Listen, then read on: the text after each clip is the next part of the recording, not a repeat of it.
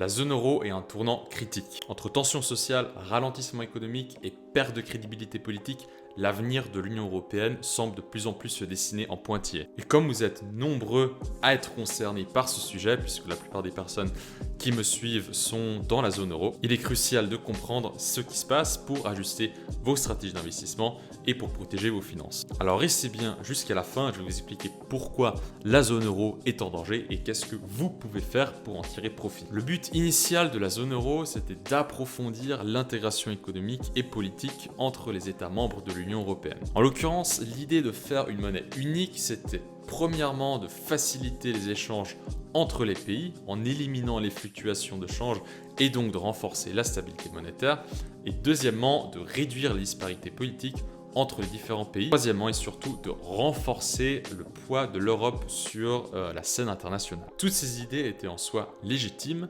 mais depuis la crise grecque en 2012, on a compris que ces idées étaient quelque part vouées à l'échec. Bien que la monnaie unique ait renforcé l'intégration économique des pays, elle a également exacerbé certains problèmes structurels au sein des pays de l'UE en faisant très vite apparaître un certain nombre de problèmes structurels majeurs. Dans un premier temps, on a le problème de la divergence économique entre les pays membres. Par exemple, les pays du Nord, donc typiquement l'Allemagne ou les Pays-Bas, ont historiquement des économies compétitives et une industrie exportatrice forte, soucieuse de la gestion de leur budget. Tandis que les fameux pays du Sud, comme la Grèce, mais pas que, souffrent de dettes élevées et d'un fort taux de chômage. Instaurer la monnaie unique a donc empêché certains pays de pouvoir dévaloriser leur monnaie pour garder un appareil industriel compétitif par rapport à l'Allemagne. Et donc, faute de pouvoir être productifs sur leur production, ces économies se sont de plus en plus tournées vers la consommation. Comme le disait Charles Gave dans son livre « Des lions menés par des ânes »,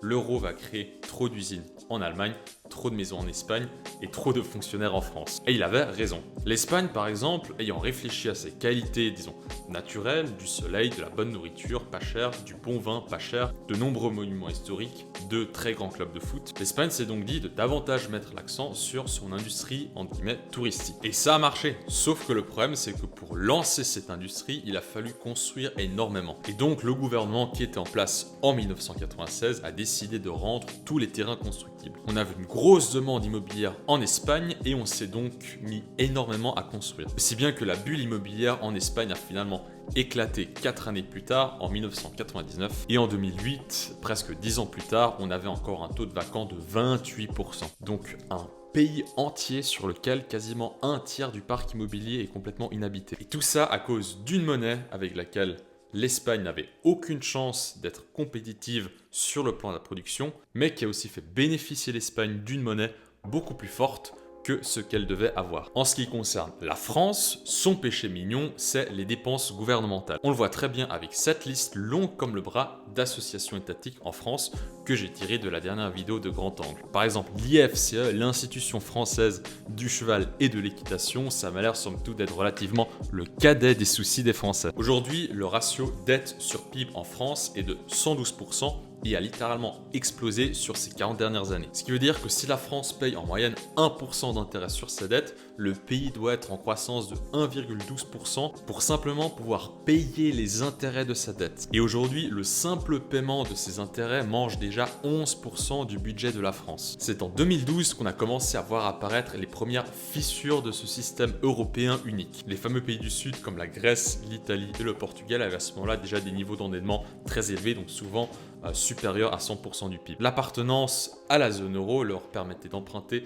à des taux bas grâce à la garantie implicite des économies fortes de l'UE comme l'Allemagne et leur permettait en fait de pouvoir se financer à des taux beaucoup plus bas que ce qu'ils auraient normalement dû avoir. Donc ça favorisait une accumulation de la dette qui était alors bienvenue parce qu'à ce moment-là, on sortait justement de la crise de 2008 et beaucoup de ces pays étaient alors en difficulté, donc dans un besoin en fait de relancer leur économie. Sauf que ces dépenses n'ont pas été suffisamment productives.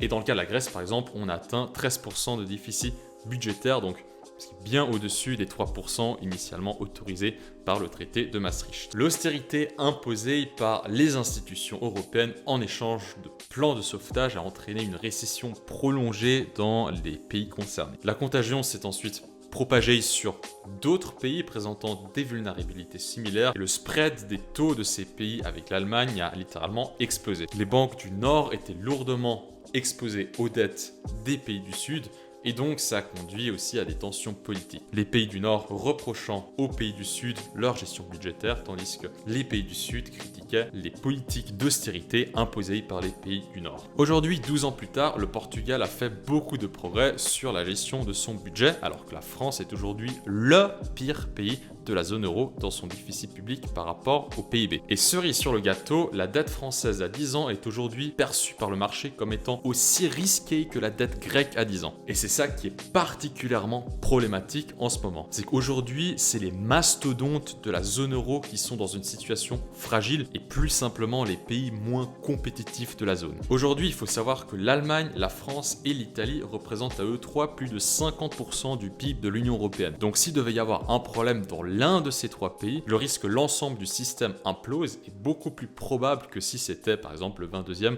ou le 23e pays. Or aujourd'hui, c'est exactement dans ces deux premiers pays, donc l'Allemagne et la France, où les tensions sont de loin les plus apparentes. En fait, il y a un événement extrêmement important qui s'est passé en 2022 et en fait qui est venu tout accélérer, vous vous en souvenez sûrement, c'est l'explosion de Nord Stream 2. L'une des caractéristiques de l'Europe sur le plan géopolitique, c'est sa dépendance énergétique envers les autres pays. Et avant la guerre en Ukraine, 40% du gaz que l'Europe importait provenait de Russie. Donc avec l'explosion de ce pipeline, mais surtout à cause de la dégradation des relations entre l'UE avec la Russie, l'Union européenne a été forcée de trouver d'autres moyens de s'approvisionner énergétiquement. Donc que ce soit du gaz naturel liquéfié, du GNL provenant des États-Unis, ou tout simplement le même pétrole russe raffiné en Inde avant d'être revendu à l'UE à un coût largement supérieur. L'Europe a donc trouvé des solutions, mais le problème c'est que ce sont des solutions beaucoup plus coûteuses que pour un pays en abondance énergétique. Et justement, l'enjeu majeur pour chaque pays dont l'économie dépend fortement de son appareil industriel, c'est de se débrouiller coûte que coûte pour avoir l'énergie la moins chère possible. La Chine l'a compris,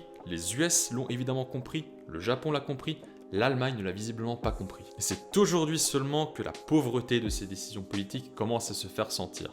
On assiste par exemple à des séries de grèves à répétition de fleurons industriels allemands, comme par exemple Volkswagen. Et si on regarde les chiffres macro, le PMI manufacturier allemand est en chute libre depuis 3 ans et s'est stabilisé à des niveaux qui sont absolument catastrophiques pour une économie qui est censée être dépendante de son industrie. Et ces problématiques font que finalement de nombreuses entreprises allemandes envisagent depuis longtemps déjà de venir délocaliser leur production aux États-Unis. Maintenant que Donald Trump, qui comme chacun le sait, veut mettre en place une politique de tarifs douaniers très agressif, c'est sûrement le dernier catalyseur que de nombreuses entreprises allemandes cherchaient encore avant de franchir le pas. Et ces envies de changement s'expriment également par le peuple allemand dont les idéologies politiques sont de plus en plus un ras-le-bol européen et des institutions en place actuellement. Donc les choses risquent de pas mal bouger ces prochains temps en Europe. La question du timing exact, c'est toujours évidemment très compliqué à appréhender, mais les choses aujourd'hui sont en train de s'empirer et les choses s'accélèrent. Et les défis structurels auxquels l'Europe fait face aujourd'hui, comme le fort vieillissement démographique, ne vont dans tous les cas pas disparaître et pour ça, les institutions politiques n'y sont pour rien. Alors que faire de votre côté si vous êtes directement concerné par ça? Rien de ce que je vais dire n'est un conseil en investissement évidemment, mais la première chose à faire,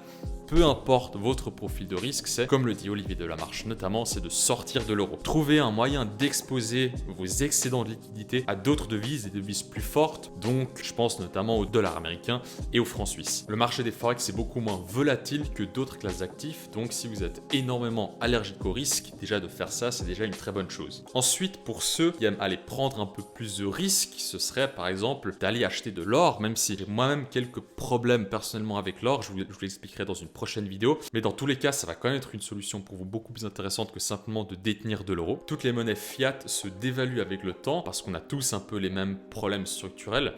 Simplement, certains pays en fait le gèrent mieux que d'autres. Mais l'avantage avec l'or, c'est que lui justement, il est en dehors de tout ça. Donc pour moi, l'or va beaucoup mieux performer à long terme que le dollar américain ou le franc suisse. C'est un instrument qui est beaucoup plus risqué, donc on aura aussi des phases beaucoup plus volatiles. Idéalement, achetez de l'or physique parce que c'est un peu ça tout l'intérêt. Mais si vous voulez faire de l'or papier, assurez-vous que ces papiers soient bien 100% backés par du physique. J'ai fait une vidéo il y a quelques temps qui t'explique comment tu peux aller investir dans de l'or physique tokenisé, donc de l'or physique sur la blockchain. Ensuite, vous avez évidemment le Bitcoin que j'aime énormément, qui a très bien performé ces temps.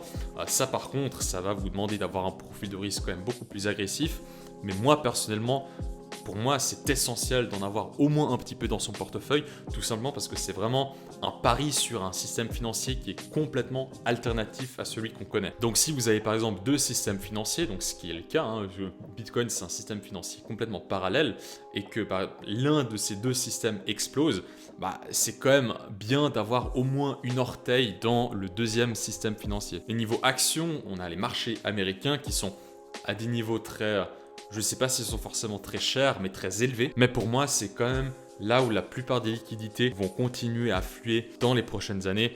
Et mine de rien, là où quand même une grosse partie de la croissance va continuer à se faire. Mais là encore, ça peut être intéressant d'exposer une partie de son portefeuille à des marchés émergents, plus en lien avec les BRICS. Mais ce qui est sûr, dans tous les cas, pour les années à venir, selon moi, il faut à tout prix sous-exposer la partie Europe dans son portefeuille. Parce que globalement, progressivement, je vois malheureusement pas les choses aller mieux à partir d'ici. Voilà, c'est tout pour cette vidéo. J'espère qu'elle vous aura plu. N'hésitez pas à me dire en commentaire ce que vous en avez pensé, ou s'il y a des choses avec lesquelles vous n'êtes pas forcément d'accord, ou si vous voulez que je parle, par exemple, d'un sujet spécifique. Nous, on se retrouve très vite pour une prochaine vidéo. C'était Patrick de Sortiter. Ciao!